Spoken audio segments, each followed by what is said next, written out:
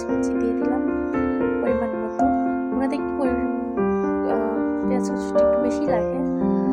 তারপর এখানে রসুন বাটা, আদা বাটা, জিরা বাটা, হলুদের গুঁড়া, মরিচের গুঁড়া দিয়ে পেঁয়াজটা ভালোভাবে ব্রাউন করে ভেজে নেওয়া হলো।